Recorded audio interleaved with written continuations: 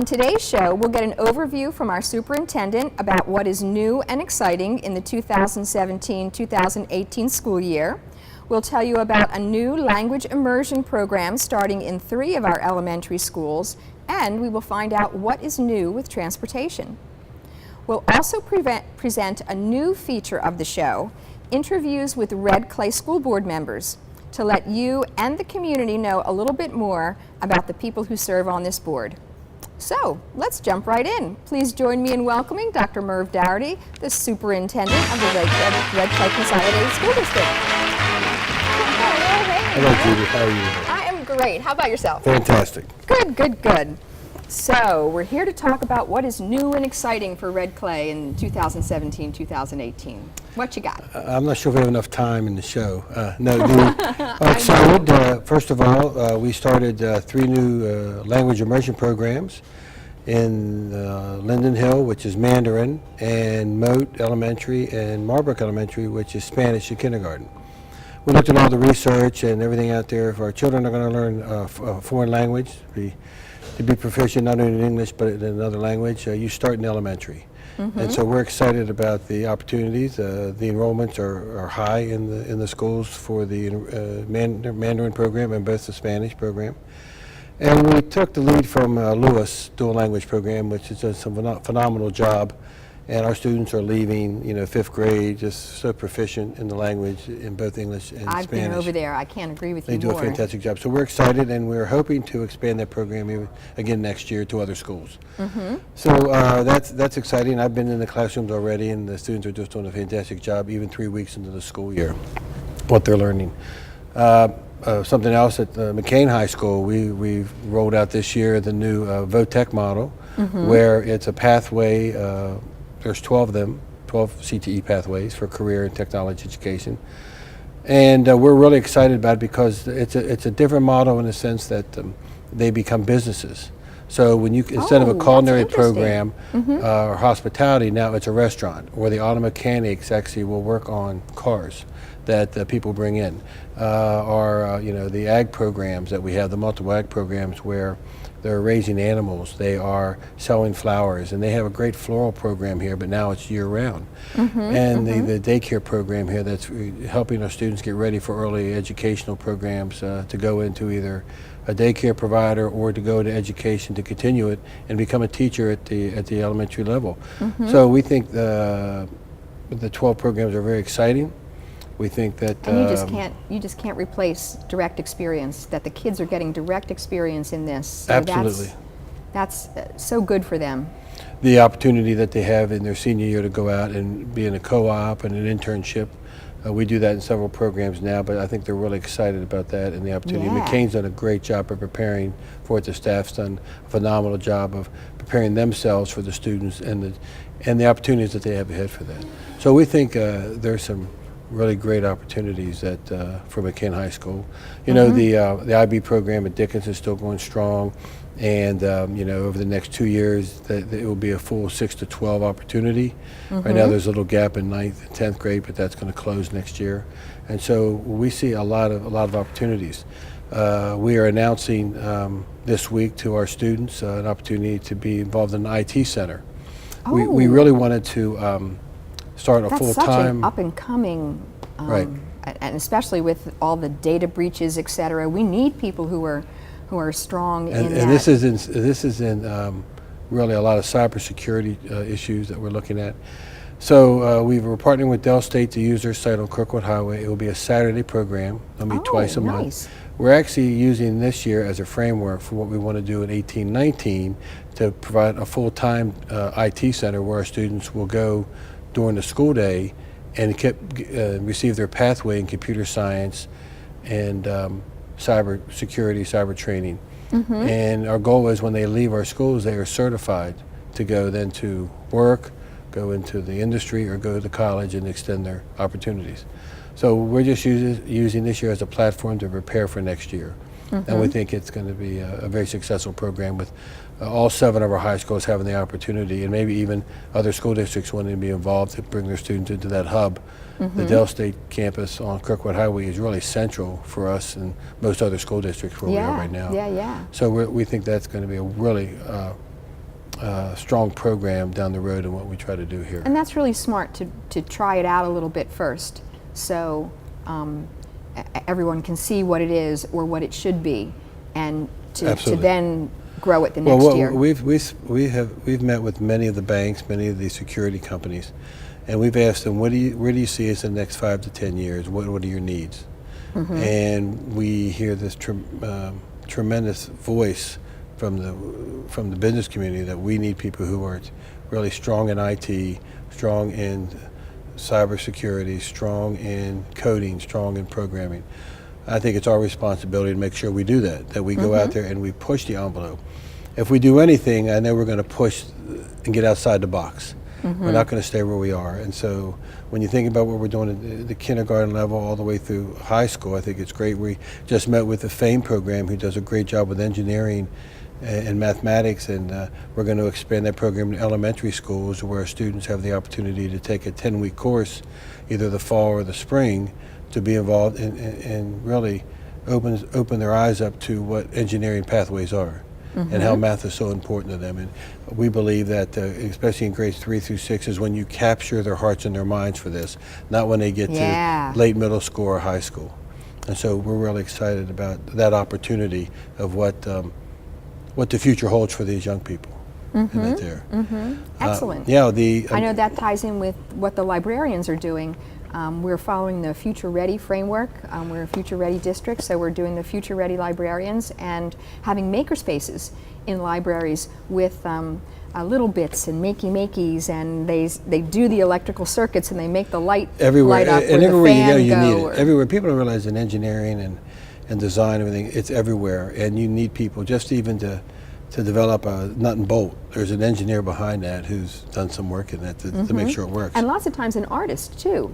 Our art Absolutely. programs are looking at all the STEAM stuff. Well, I want to give a shout out to the librarians as well, because we run the MyOn program, and we started 5 years ago. We had maybe 14,000 books read in the course of a year, and this year we had over 100,000 books read online. Know. And so when you're thinking about the opportunities that we provide students just by turning on their Chromebook or their iPad, and the experience they have Or to even read. their parents' phone. Their parents' phone, absolutely. Runs on and everything. anywhere you have a Wi-Fi you can get on. But the opportunity that we see is just expanding in other languages. So you're okay if you're not proficient in one language, here's another. And we know parents also go online and use it as well, which is kind of a nice thing to see. Yeah. And so they did a great job pushing that program. I think people have seen the value of the program and how it just helps our school district and how we go about it. So we're very excited about that opportunity, and they did a really good job with that, and they need to know that. But I think as we go through, when you're thinking about, we're perfecting our new math program at that elementary level, and I think our teachers have really gone beyond the call of duty at the elementary level to learn the new math program and to really perfect their teaching. I've been in several classrooms. I've been in every school at least twice in the first 3 weeks, and just seeing some fantastic teachers doing, really working hard with their young men and women. And, we're looking at a new reading program for down the road for elementary. I think that's going to be exciting because times change, and we have to keep looking at that and keep, how do we get better? And as you know, we tear apart programs all the time and try to rebuild them to make sure that they meet the needs that they have. And so I'm excited about what's coming this year. Really our focus, I have 3 goals, and it's customer service, make sure we get better helping our parents and residents, that we really help our children with health needs and mental health needs, and that we improve our academics this year to making sure that more of our students are proficient.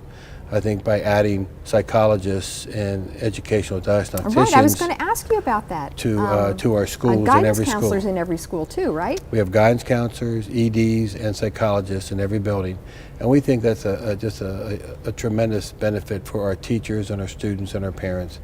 No matter what school you're in, there are students who come in with trauma experiences. Things happen in the community, things happen at home, no matter what school you go to, K to 12 here. And so for professionals to really sit down with our children and help them, I think we'll years from now we'll look back on that and say, why didn't we start it sooner? but to benefit to our community and our residents for supporting that effort. We're really excited about it. I think the other thing that our viewers need to realize is that we're finishing up our technology one-to-one program where all of our students from 3 to 12, grades 3 to 12, will have that opportunity with a Chromebook. And you know, the librarians are really involved They're the in all of that. gatekeepers at it. They are, and they're the center of resources for teachers who say, what is this about an app on my Chromebook? Can I put apps on my Chromebook? You know, all of that kind of stuff. Schoology, I want to use Schoology. How is that? How can I do that? And you really have to be proficient in Schoology because everyone's running from introducing meetings. I know several of our high schools use it for students signing up for college visits, for college, you know, when they come in to meet with assemblies. And so, you know, we are really trying to become a paperless society here in Red Clay when you think about everything we're trying to do online. And our students have done a great job with the Chromebooks. We were given estimates of 10 to 15% would be damaged or we'd have to replace them, and that number is in the low single digits just because our kids have really, you know, it's theirs.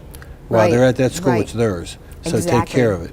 And so that makes a big difference, I think. The teachers done a real good job. Our you know, staff at the central office, fantastic job, especially in the instructional technology and our techs.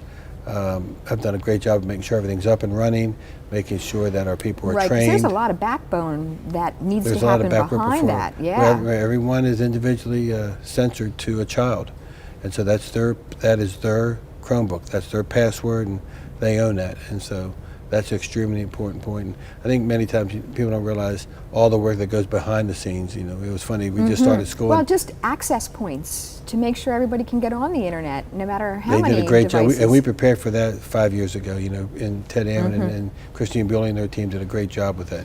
But when you think about, you know, what do you do all summer and you're preparing for this year? We're already starting to talk about next summer already and what we're going to do next summer for kids. And so there's a great deal going on. You know, we have a lot of events coming up. You know, when you think about, we have a English Language Learners Conference the first Friday in October. Oh, yeah. It's a regional conference. And then the first Saturday in November, we have the Red Clay Resource Fair. And this year we're partnering with the News Journal, and they want to add into a reading initiative component to this. And so they're going to bring in guest readers, they're going to have books for students, they're going to have advisors there. We're going to have all of our district staff there to help with giving suggestions, help parents with their child with reading difficulties. So we think we're going to fill up Dickinson this time because we already, you know, we're expecting about 12 to 1,500 people as it is. Wow. But, yeah, I was going to say, but this I new think wrinkle, we fill up Dickinson a lot. Yeah, so that opportunity is great. And then we're going to partner with the News Journal sometime in December to do another addiction conference. We think that people are forgetting how important this is that we really help our kids. Right, and prevent that. And then in January, at the end of January, we're doing a big cultural awareness conference the last Friday in January. It's a regional conference. We usually get about 350 people at these conferences, but it's really to talk about, you know, we are a melting pot. We're a diverse culture. Red Clay is the most diverse school district in the state, and with multiple races, multiple languages, and how do we learn from each other? And I think that's the next step in what's going on here with the support that can go out for each other. When we learn more about each other's culture, more about each other and where we're from and what we're about, we seem to have more tolerance and more understanding and are willing to help people more. And I think our society needs that right now. The room for everyone idea. Well, there is room for everyone. We are going to be at 17,500 this year with students, 17,500 students, and we have a variety of students, variety of backgrounds, either economic or race. And you know, it's amazing when you watch kids in elementary school how well they get along.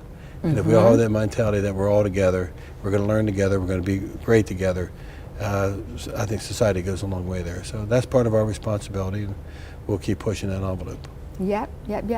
Now, one more thing I want to ask you about, and that is with the Highlands construction finished, all of our main offices are more safe and secure. We are 98% completed. They're finishing up the walkways and doors at Highlands, but you're right, and the Balts is finishing up with some windows. All of our schools will be locked down, so as the school day begins, for you to get in the building, you have to be buzzed into the central office.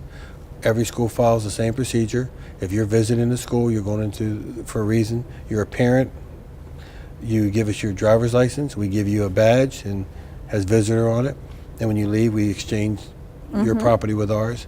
But we think it's our responsibility to make us a secure building, and all of our doors are locked, so we know if a door's open in another part of the building, an alarm goes off after 30 seconds. So we keep reviewing our safety and secure procedures. We just did it this summer again, and we monitor that all the time. I mean, that's just, our schools do drills and they do things as well monthly, but it's our responsibility, and I check it when I go into every building as well. So, you're right, all 32 of our buildings are lockdown procedures once school days begins. And we think that's, we know we're the only district in Delaware that does that, and there's not many in the country that do that right now. So proactive is so much better, don't you think? I think the more we can make our school climate safe and secure, they become more enjoyable for our students become more relaxed, our teachers become more relaxed, and people can do the job that they're paid to do. Right? Well, thank you for all that good information, Merv. That was fabulous. It's, every day I'm reminded what a good place Red Clay is to work and to go to school. Yeah, I think so. Thank you. Thank you. I appreciate it. So please stay tuned for our next guest as we continue with today's topic.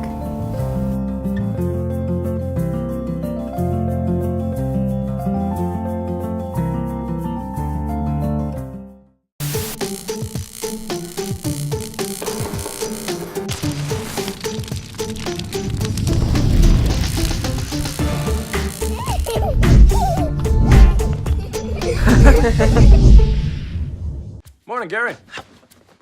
We are GetSchooled.com. You want a college education, don't you? You know you do. Yeah, but I don't know where to start. That's why we're here. We're free, handsome, I think we're breathtaking.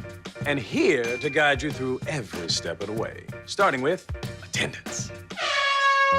Gary, financial aid forms. Biology homework, G.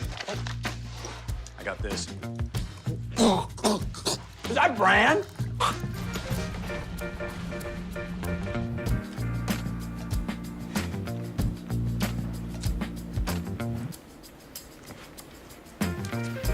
Colleges love extracurricular activities. Chess really isn't my thing. I got this. Doesn't matter. Go ahead. Picking a college, man. You and us. We go together like tacos and Tuesday. And I love tacos. Fire and ice. Those don't really go together. Go to getschools.com for more info.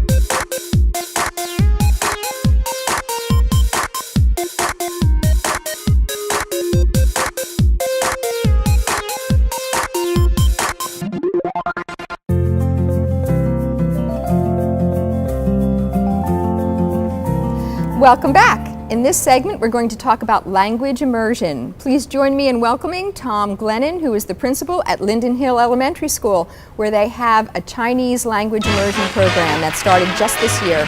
Well, hey, Tom. I'm so glad you could come on the show. Thank you for inviting me. I'm thrilled to be here. Oh, excellent. Well, it's the least I could do. The last time I was at Linden Hill, they were having a Linden Hill Pride Parade, and Mr. Glennon told me it was all because I came. I was thrilled. I did get a T-shirt. That's 608 students welcomed you, so yes. Yes, they did. They did, all while expressing their Linden Hill pride.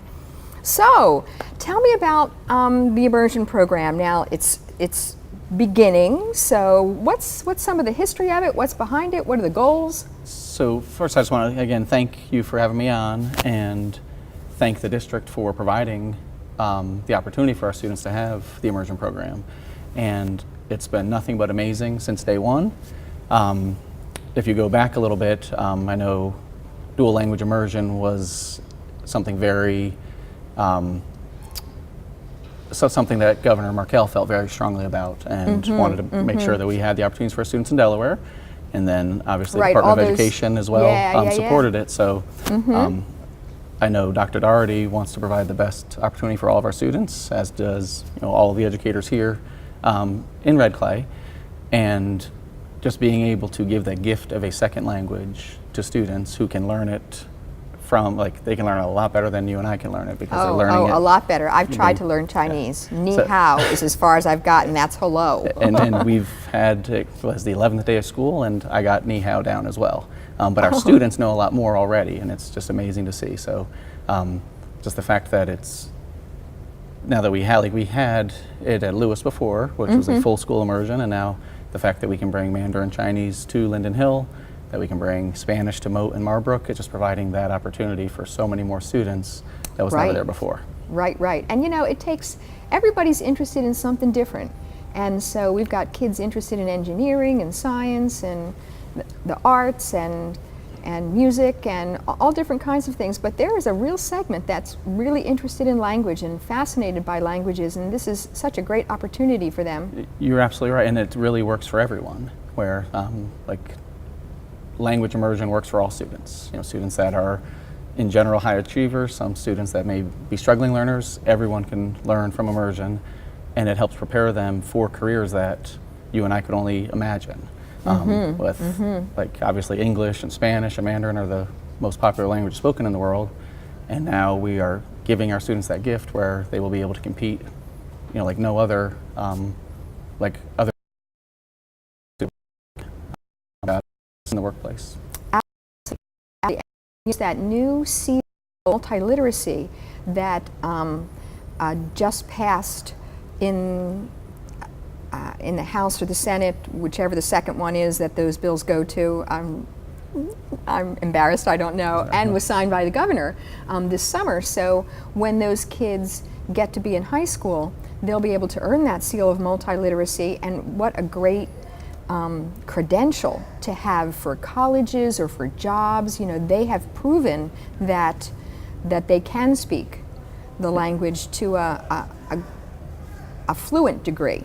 And I like that it's multiliteracy versus multilingual, because multilingual means we can speak the language. Multiliteracy, they're able to write it, they're able to think about it, especially something like Mandarin, where they're using characters for letters. That's totally helping with the students' critical thinking skills, where they have to think about it. And sometimes, once students are in the program for long enough, there are some times where their minds may shift to Mandarin thinking before they shift to English thinking. So it's just wonderful to see that.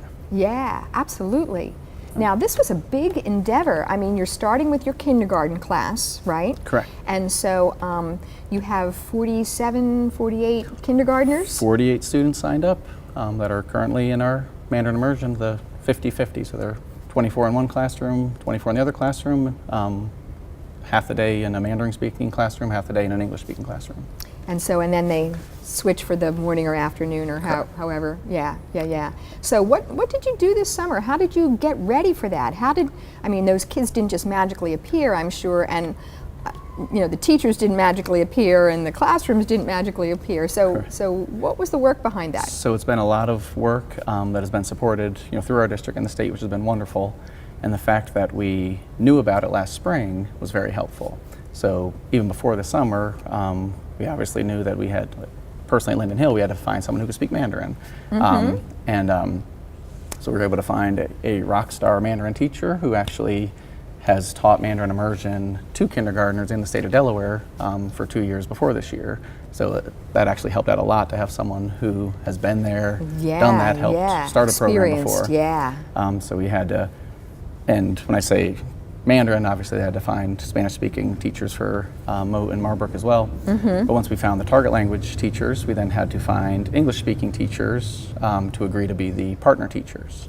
And there has to be a really strong relationship between the target language teacher and the English language speaking partner, because literally they're working together all day long and training students and working together for the best interest of the children. Right. So to make sure they cover all of the standards and all of the experiences that a kindergarten child should have. I can see that. And so then once we were able to find the target language teacher, we actually sent some teachers on visits to other districts that were currently doing Mandarin immersion so they could see what it was like. And then we were I able know, to, and that's the best, isn't it? When you can go and visit and say, oh, this is what it's supposed to look like. it's amazing, and that's so I know when we went, I was amazed. as was I, and that's the whole. In addition to finding staff members to feel comfortable doing that, finding families that are comfortable doing that. That's something else we worked on in the spring and the summer, was communicating and educating families about it.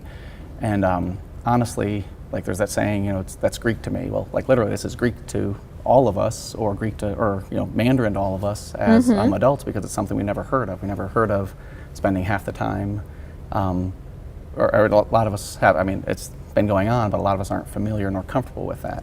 So that was something that. Right, it's on the almost- East Coast, that hasn't been a real part of the culture, whereas maybe on the West Coast, places like Seattle, places like Utah, Portland, Oregon, where they have a real mix of languages. but I was going to say the just being able to see it in action is the amazing part. And so, like, I wanted to give a big shout out to our families that, like, without our families who said, hey, let's give this a shot, and they know they're doing it for the long run and doing it for the best interest of their children, but if they weren't willing to do that, like, we wouldn't be able to offer the program. And it is really, when I say it's like Greek to me, it sounds like an odd concept, but when you see it in action, it's amazing. And then I know when we visited another district where they were already in their 5th year, we had parents of students in 4th grade who said, like, this is the most amazing district gift of language that if we try, like most of us start in middle school and we can become fluent to a degree, but not being fully immersed in it. But in addition to hiring staff, getting families to want to sign up, we also had to order all the materials. We obviously had, for us, order materials in Mandarin and had to get Spanish materials for the other schools. And then we wanted to try to decorate the rooms as much as possible to bring that culture into the room. So we also, if you go into our Mandarin room, there's some like paper lanterns and some other decorations, and a number of, actually all the signage is in Mandarin inside. So those are some of the major things we did, in addition to having professional development this summer for administrators, district administrators, and the teachers. Right. Now, we talk about those 48 kids, but what about the larger population? Is there any benefit to Linden Hill Pride? Huge benefit. And I just mentioned that we have a lot of signage in the classroom. Since we're just starting out, we're still in the process of doing a number of things. But some of the things on the agenda are bringing more of the Chinese culture into our building. So we are a Leader in Me school, where we follow Dr. Stephen Covey's 7 Habits of Highly Effective People, and we have. I love that. I've seen that work over there, and it's amazing. It is just amazing. So it's going very well, and it goes hand in hand with immersion. So we honestly believe that every child is a leader, and we as staff members just need to support them and empower them and provide opportunities for them to be leaders. But now the fact that we have some students that are going to know another language, that's preparing them to be global leaders. And so Thomas Friedman's famous book, The World is Flat, where like everyone is on the same page now, and we need to compete globally and be able to speak in multi-languages, to conduct business, to do so many different things in the world. And not all of the students at Linden Hill who are not in the immersion program, not all of them will have that full experience, but we want to bring that as much experience as possible.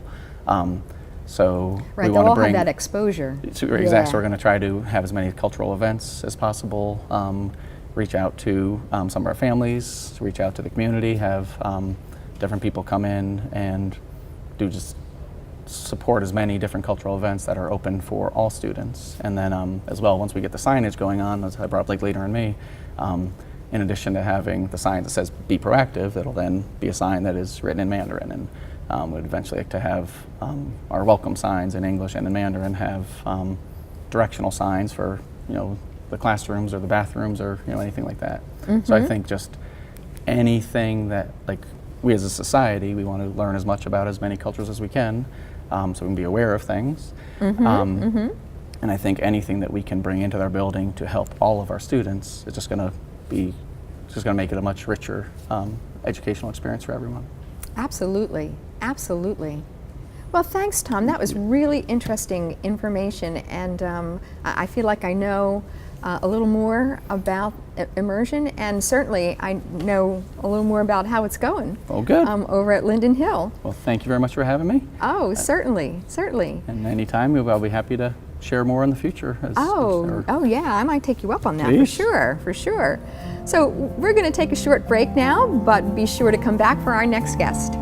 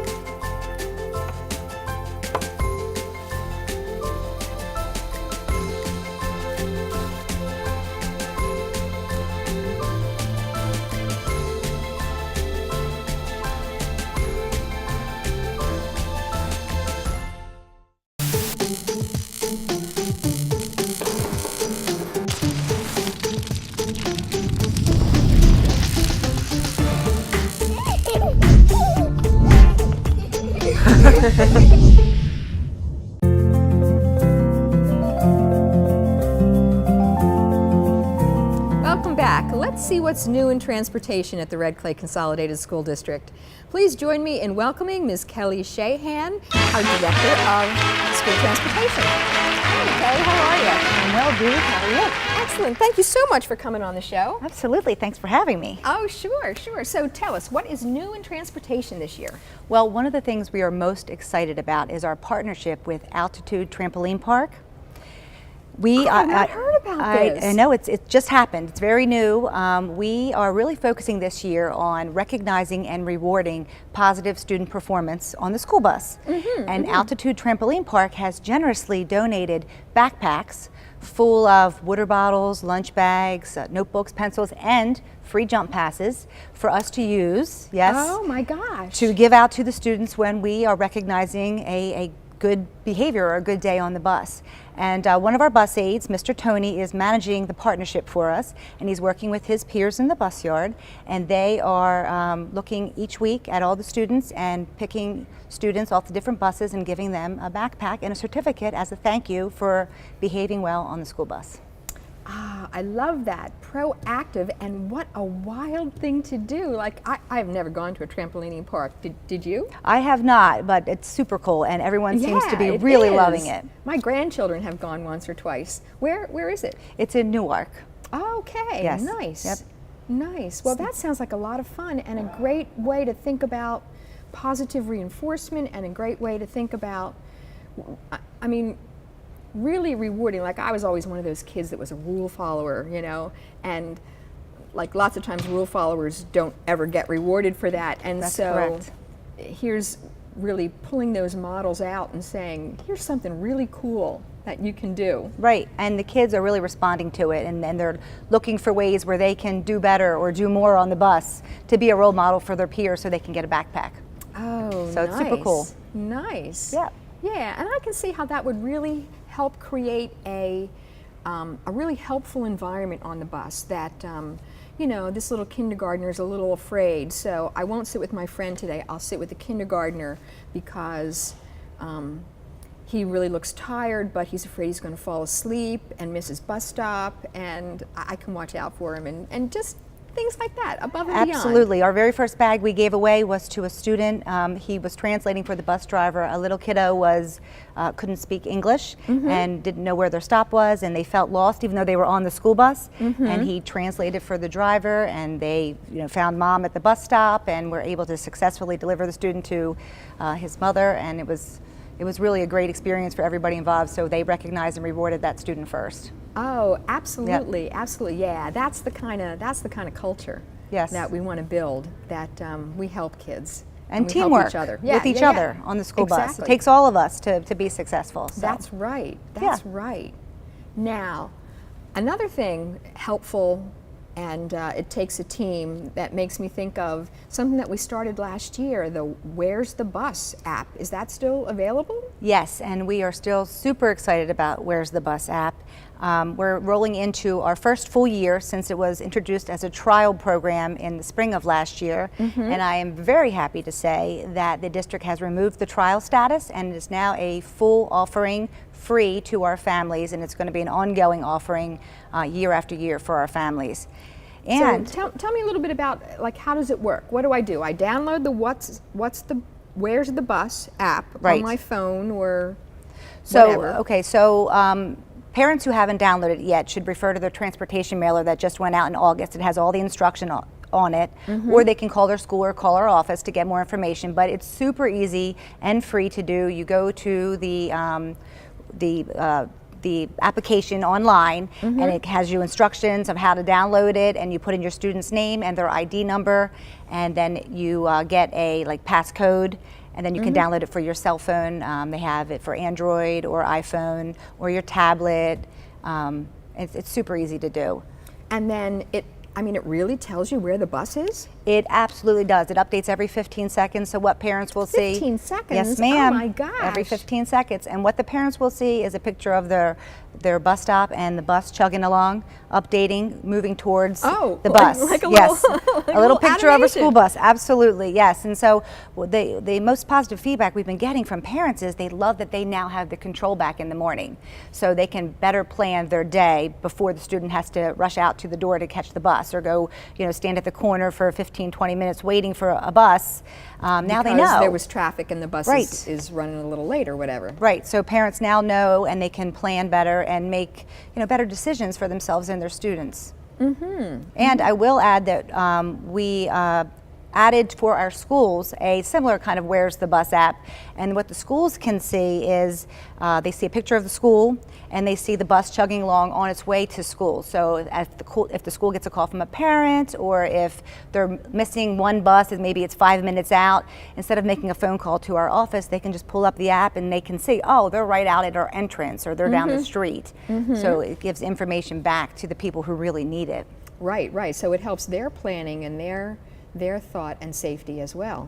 Yes, and I have to say, our enthusiasm has been so contagious. This summer, we were flooded with calls from other districts and other really? Charter schools in Delaware. We and are such a trendsetter. We are, red clay. Yeah, I know. But we, even outside of Delaware, they were coming to visit us in transportation, wanting this app. We want the Where's the Bus app. The word is spreading. It's going to be a trend, I think, in the whole nation. Everybody's going to want it. Oh, excellent. And so, can you tell how many people have downloaded the Where's the Bus app? Is it? We can. I'm just throwing this at you. I know you weren't prepared for this. What's the percentage, or what's the number of families? So it's about 2,600 families have downloaded the app and are currently using it. Usage is greater in the morning than it is in the afternoon. 2,600 families equates to somewhere around 5,000-ish students that are currently using the app. So that's about a little more than a quarter. Right. Not yes. quite a half yet. Right. Maybe a third. Maybe about a third. But I think it's the significant third that need to have it. Yeah. Because not everybody's going to do it, because some people drive their kids to school. So, correct. Some people drive their kids to school, and we have a mix of red clay drivers with our fleet, and then we also contract out. And so, right. We have a lot more control over the buses that are run out of our yard versus a contractor's yard. So for those folks that have students on contractor buses, it's really helpful to them, because we did put the app on every bus. So every student in red clay, whether... So is that like a GPS thing that has to be on every bus? It is. It's a real-time GPS. Oh, nice. Yes, yeah. It's honestly, it has changed our world in transportation. We just love it. It's amazing. Excellent. Now speaking of transportation, I have heard that there's a national bus driver shortage. Does that affect us? It does affect us, and what you heard is correct. There is a shortage. It's been for a few years now in the country, and Delaware is no exception to that shortage. Everybody is looking for drivers, and so I'm so glad you brought that up, because I would love to say to anybody who is watching this program, if you have an interest in becoming a bus driver, please call our office. And can I give the phone number? Oh, sure, sure. It's 302-322-0251, and we would love to have you come down and talk to us about the opportunity to work for the state, to be a school bus driver. It's a tough job, but it can be very rewarding, and we're Yeah. always hiring and we train. Just imagining like that little Oh, yeah. kindergartner who was so worried, but you know, it all worked out well, and now Right. you know, he had a good experience. I mean, our drivers and our bus aides love their students. They're there because they love the students and they want to be a part of helping shape their future. So if anybody out there has an interest in that, please call us. We would love to have you come down and talk Is to you. there a lot of training? There is quite a bit of training.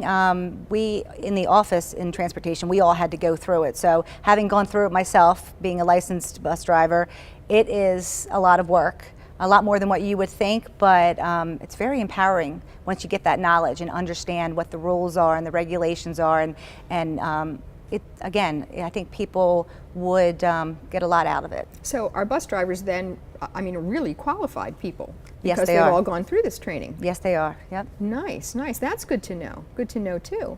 Well, thanks, Kelly. Yes, thanks for having me. It's good to know that we are always thinking about safety, and we're always thinking about family communication, because that's certainly something that that we want to do. Make sure that everyone is safe and that everybody is in the loop as far as bus transportation is concerned. So thanks for coming on and sharing. Thank you very much. Hope to see you again. So next up, we have a new segment this year where we will introduce you to the Red Clay Consolidated School District School Board.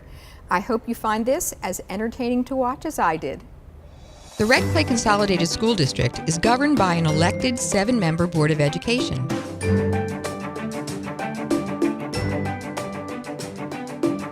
Board members representing 7 nominating areas of the district are elected to 5-year terms.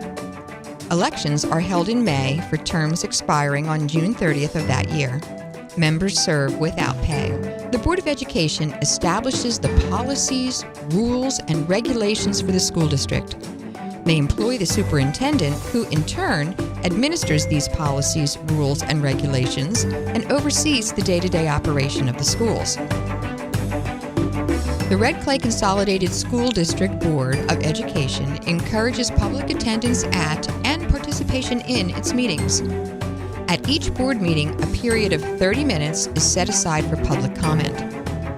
A schedule of board meetings and their locations is available on the Red Clay Consolidated School District website at redclayschools.com. I would like to thank all of our guests today for making time and taking it out of their busy schedules to be here with us. Thank you for tuning in to Red Clay this month. I hope to see you next month.